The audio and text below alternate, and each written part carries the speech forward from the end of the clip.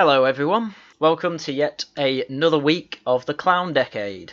I didn't think Clown World could get much worse, but I suppose that's the world we live in at the moment with the Clown Decade. Everything is only going to get worse. I mean, we all knew that the royal family have always been under scrutiny from leftists, but to get to the point of where we are this week with cancelling the royal family, I just couldn't get over it. So hence we're here to talk about it. College librarian apologises over photo of quote-unquote racist Prince Philip. That of course should say the Chad Prince Philip. A librarian at King's College London has apologised for emailing a photograph of the Duke of Edinburgh to colleagues because of the history of racist and sexist comments. Yes, he was indeed based and red-pilled. In a bulletin sent after Prince Philip's death last month at the age of 99, Jolene Clark, Associate Director of the University's Library, sent an image of him opening its Morgan Library with the Queen in 2002. Seems like a sensible thing to do. You relate something to the college, to Prince Philip in commemoration of his death. That seems perfectly reasonable to me. Why wouldn't you? He is the Prince Consort. And in the email, Clark wrote, "As the nation marks the death of His Royal Highness Prince Philip, the Duke of Edinburgh, we thought you might like to see a photo of the Duke at the official opening of the Morgan Library in 2002, which some colleagues will remember." Yeah, again, that seems reasonable. Why wouldn't you do this? Because I put out my Union Jack outside my window for the 8 days of the mourning period after Prince Philip died. My parents thought it was a rather good thing to do, but my brother, who fans of the channel may know is a bit of a leftist, essentially asked why, basically implying that because I didn't personally know Prince Philip, there wasn't much point mourning him, but my reply is just as good as anyone else's who has done this. It's because, as I said, he was the Prince Consort, he was part of the royal family, and most importantly, he was husband to our head of state. So while I may never have met him personally, he absolutely represented me as a British citizen. So of course I'm going to mourn him for his duty after he died. But obviously people at a British institution think differently. After criticism, including by members of an anti-racism group at the university, she apologised, writing the picture was included as a historical reference point following his death. The inclusion of the picture was not intended to commemorate him. Well, it should have been. I mean, these people have essentially bullied this woman into a position I don't think she holds. I think she did put that email out to commemorate him. Why else would you send out that email? No, people need to stand up for their convictions. They need to go, you know what, yes, this was to commemorate him. He was our Prince Consort. He was husband of our Queen, our head of state. We should absolutely be commemorating him for his duty to the country. And if you don't like that, what the hell are you doing in an institution representing this country? Through feedback and subsequent conversations, we have come to realise the harm that this caused members of our community because of his history of racist and sexist comments. Tell them to sack up. In the email, which was obtained by the Mail on Sunday, she continued, "We are sorry to have caused this harm." You shouldn't be. If you've caused harm simply by sending out an email commemorating Prince Philip, again, just tell them to sack up. Tell them to piss off. It's not your fault that you are commemorating your Prince Consort and they are offended by that. Honestly, a source told the newspaper that Clark had been made to account for herself in a kangaroo court by colleagues despite having played an active role in King's anti-racism programme. Yeah, they don't care. No one cares about that. The Duke has been labelled racist and sexist by some critics for comments, including supposedly characterising the Chinese as slitty-eyed and stating that British women can't cook. Well, he's definitely right on that second one. But honestly, I don't care. People are remembering him for his gaffes, yes, they find them funny, but what really makes him commendable is all his years of duty he spent fighting wars for us and actively doing his duty as a Prince Consort, representing Britain, meeting other world leaders and things like this. He had an unbelievably good life for Britain, and now people are offended, therefore we can't send pictures of him via email on King's College London campus. It's crazy. His defenders say the comments were merely colourful gaffes that aimed to put people at ease. Well, yeah, that's true. And that the allegations are proven baseless by the work he did for the Commonwealth and for young people of all races through his Duke of Edinburgh's award scheme. Again, that's true. I literally did my D.A.V. with a black guy. And 3 girls, in fact. Sounds like the award that is literally represented by him sounds the opposite of racist and sexist, but there we go. So according to the Times article, there are heightened tensions between factions of academics and between academics and the government over depictions of history, particularly related to race, slavery and colonialism. Yeah, it basically seems that academics want to do nothing but blame absolutely all racism, slavery, and colonialism, specifically on the British Empire for some reason. Well, that's probably because they're in Britain, and I'm thinking as well of over in America, quite a few Latino people, specifically Alexandria Ocasio-Cortez, basically calling all the white people colonizers. But obviously, if you've got the surname Cortez, you probably come from a Spanish background, and guess what the Spanish were? Colonizers. But getting off that point, the main factionalism does tend to come between leftists or postmodern neo-Marxists, whatever, blaming absolutely everything bad in the world on Britain, and essentially at this point everyone else, where it ranges from opinions of, yes, the British did bad at some points in the past, but there was also some good, come on, let's have some nuance, to people like me that stan the Empire 2.0 in space because the first one was just so good. And I say that because the Times doesn't really go into it properly. They say, those seeking to highlight alleged historical misdeeds have been criticised by Conservative MPs, among others, for dwelling on negative aspects of Britain's past. Well, it's not so much that they're dwelling on it, it's that they'll just completely lie about how bad it was as well. And they'll also blame the misdeeds of Britain on things that other empires and countries did. For instance, we weren't the ones to start slavery. Slavery has existed in time immemorial. And in fact, it was illegal in, well, England at the very least, since William the Conqueror's day. They just didn't apply it to the rest of the empire until they did, and we were the first ones to do it, and we eradicated it from the West. But apparently pointing that out is downplaying the historical atrocities of slavery, and there were atrocities to do with slavery. Of course, blaming everything on Britain also downplays the African tribes that enslaved black people in the first place to sell them on to the empires, but again, that's downplaying Britain's role in it, apparently. Anyway, the slavery issue at this point really is more of an Americanization of Britain. No one was talking about the horrors of slavery before Americanization of Britain. No one in 1950s Britain cared, because the issue was essentially solved. Anyway, back to the article. This month, the King's Policy Institute published research suggesting that the public were more likely to think of being woke, a term coined to mean alert to injustice, but is often used disparagingly, as a compliment 26% than an insult 24%. I mean, that basically shows that only about half the people are actually active in the culture war then. And even that's probably an overestimation from that poll. But even then, it's pretty much a 50-50 split there, showing you just how bad the problem is, because the term woke should be used exclusively as an insult. King's College London, which was founded in 1829 and named in honour of its patron, King George IV, who's probably also going to get cancelled, says, as we previously highlighted in an official university tribute on April 9, 2021, Prince Philip had a long association with kings, which continued right up until his retirement from public life. We valued immensely and remain very proud of his friendship and support for kings, but not enough to protect this woman from the bullying that caused her to apologise for sending out a tribute to Prince Philip. After the Duke's death, it said, Prince Philip, Duke of Edinburgh, had a long and valued association with kings dating back to 1955 when he became a life governor. He gave kings prestigious commemorations, oration in 1969, reflecting on his role as a spectator of trends and events and the consequences of indiscriminate progress. He accompanied the Queen on her visits to kings on numerous occasions, most recently in 2012 for the opening of the Somerset House East Wing, and always took an active and friendly interest in kings and our students. He sounds the best. He sounds exactly like what you'd want a prince consort who took an interest in your university to act. Not good enough because he made some offensive jokes.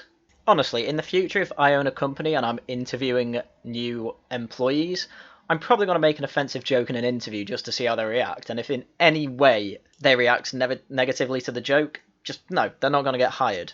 One, because they don't have a sense of humour. Two, because more than likely they're probably leftists. Just get a Bernard Manning one-liner from the internet somewhere, play it to them in an interview and say, what did you think of that? If they're disgusted by it, they're straight out the door.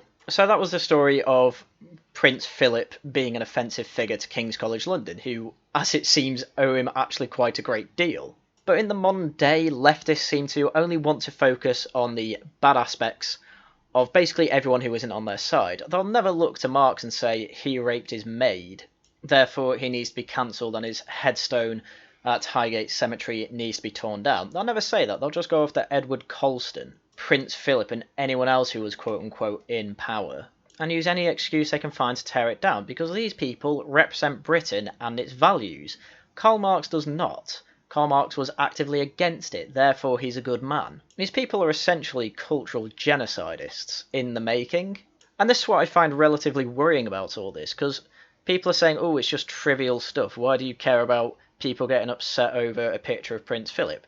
Because these people don't stop here. These people get into positions of power. They work their arse off to get, say, into the Labour Party, and then you end up with a race manifesto in the Labour Party. But the next one could easily be one about tearing down statues. We literally have, in London, set up by Sadiq Khan, of course, the Commission for Diversity in the Public Realm, which is basically there to say this statue is bad because this person had links to the slave trade. Guess what, sunshine? Literally everyone before the abolition of the slave trade had links to it, because of course they did, because it was a massive part of the trade route. Was it bad? Yes. No one is saying it is a good thing. But no one is commemorated for but where 1/3 of their income came from. They cared about the good in life that they did. Sir Francis Drake traded in slaves when he crossed the Atlantic, but he's not commemorated for it. He's commemorated for burning down the Spanish Armada and defending Britain. But these people don't care. Soon you'll probably see no statues in London apart from ones of people the leftists like. And I don't even think that'll include Martin Luther King, and it especially won't include Gandhi. I mean, Churchill, of course, you can completely forget about. He'll probably be the first one they try and get rid of. I mean, you can tell that from all the quote-unquote protests we saw last summer. Anyway, I think we should probably get on to the second part of this, which is that the Queen's portrait is being removed after a vote by Oxford University students.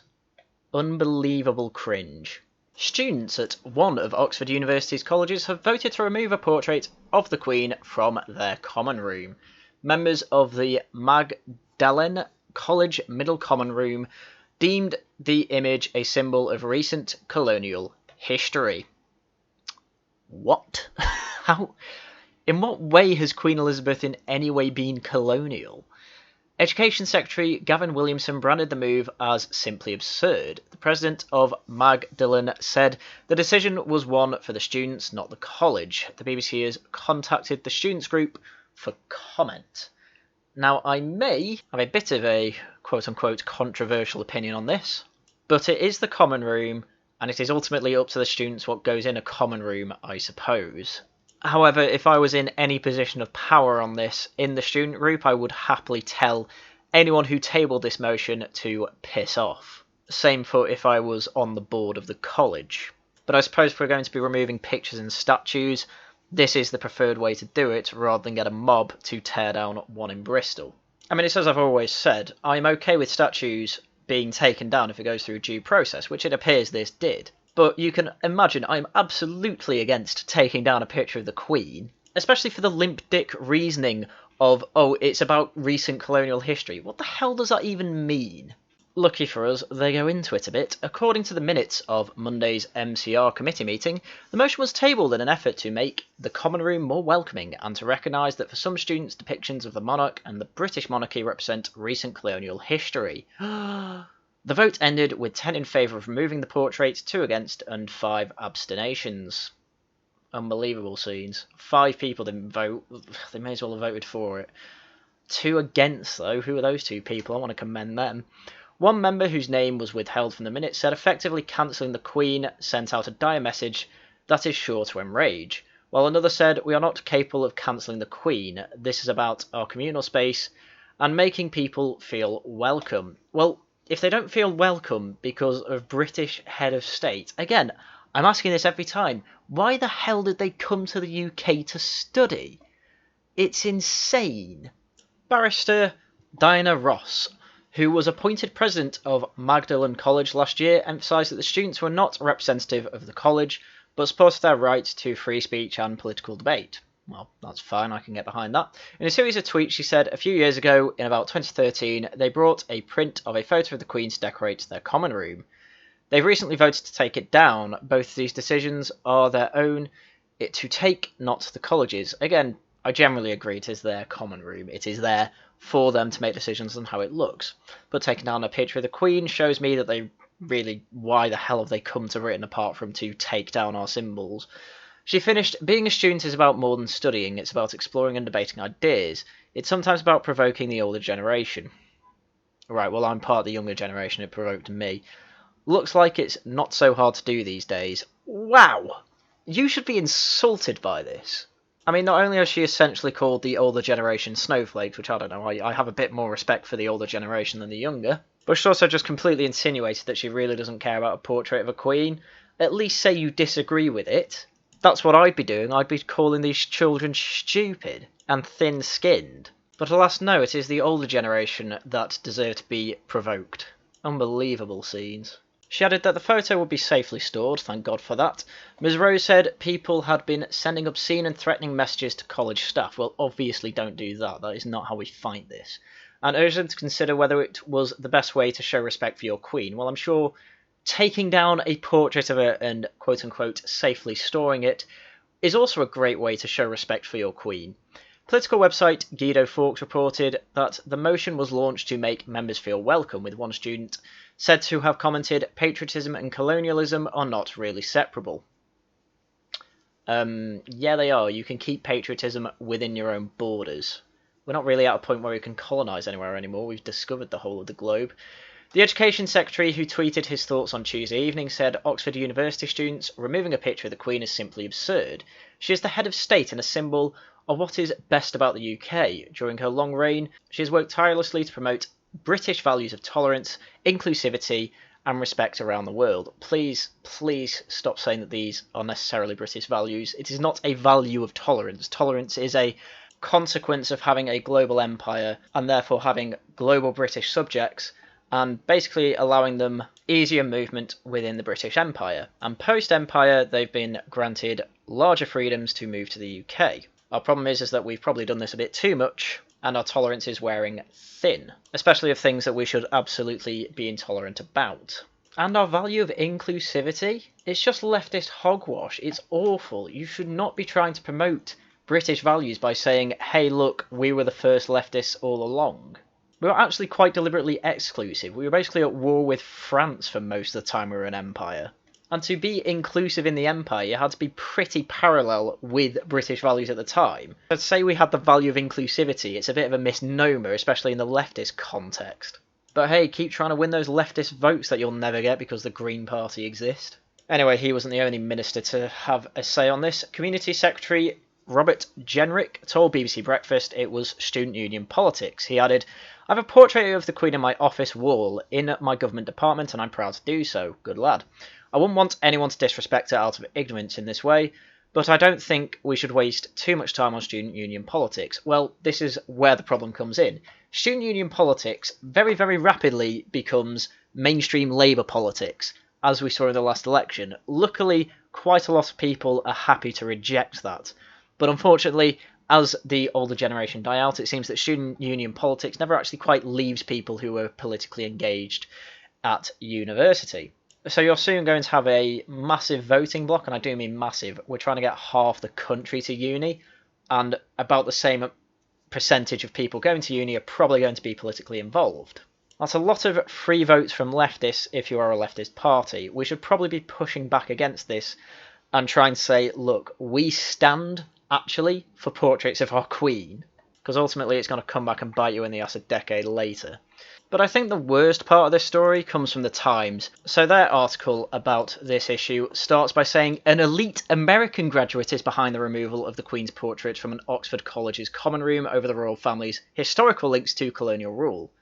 So it's not about recent colonial history, it's about any sort of colonial history. So thank you for clearing that up. Matthew Katzman, the president of Magdalens College 200-strong middle common room of graduate students, is studying for a doctorate in computer science while also lecturing at Jesus College. Oh my god, it's a computer science dude? Computer science was supposed to save us. He is from Bethesda, Maryland, and attended the exclusive Sidwell Francis School, whose alumni include the children of several presidents. His father, Scott, is a prominent Washington lawyer. Wow, he sounds like the worst. But seriously, that does make it a lot worse. If I was in any sort of position of power here, I'd tell the American to basically fuck off. Why would he come to the UK to study and not tolerate having a picture of our head of state. I can't imagine myself going over to, say, Harvard or Yale or something like that, going into the common room and then tabling a motion to take down all the pictures of the presidents or forefathers or whatever. I'd expect to be told to fuck off. It's just all I'd expect the reply to be.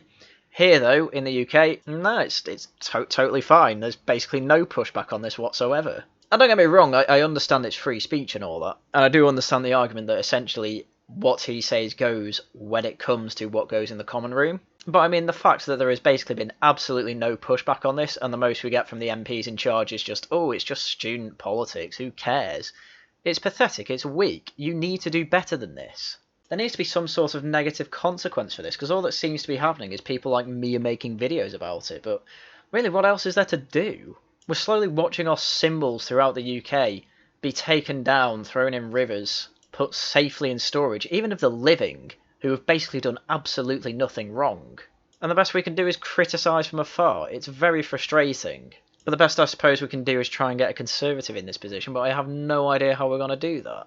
Especially since universities seem to be the breeding ground for these types of opinions and political actors. So perhaps we need to start taking universities less seriously. And luckily I believe the UK government at the moment is focusing on taking away grants and funding for universities and putting them towards other further education and employment schemes. That's a really good way to go about this, because these people are then only going to be funded by private means, and if they are all privatised, basically no one is going to pay for them because they'll realise that these people cost them money. But hey, we're a few decades off that, I suppose. So, Katzmann's motion said, the Queen represents an institution responsible for much of the colonialism throughout history and the modern era, and these depictions cause some students discomfort. Citation required, but to be fair, it's Oxford, so I would not be surprised if that's true.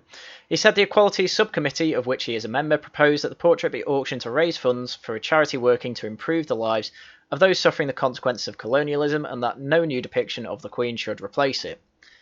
Ugh, I mean, let's be fair, that's going to go to leftist NGOs, isn't it? That's going to go more to people like Bill Gates than it is to actual people who need it. At the same meeting, he also proposed allowing students to book alcohol-free meals, saving about £10 a head, and to fly the Progress flag, which represents lesbian, gay, bisexual, queer, transsexual and intersex people during February and June, because for some reason we have 2 gay pride months in the UK. We have an LGBT History Month in February, and obviously in June we have Pride Month. It's absolutely ridiculous, and at this point, why not just have it all year round? We are basically saying that if you are not as biologically intended, then therefore you need to be praised like a god. That is essentially what these months say. You have to acknowledge the quote-unquote pride of these people. 2 months out of the year for the UK. It's ridiculous. Bring back Section 28. I don't even care.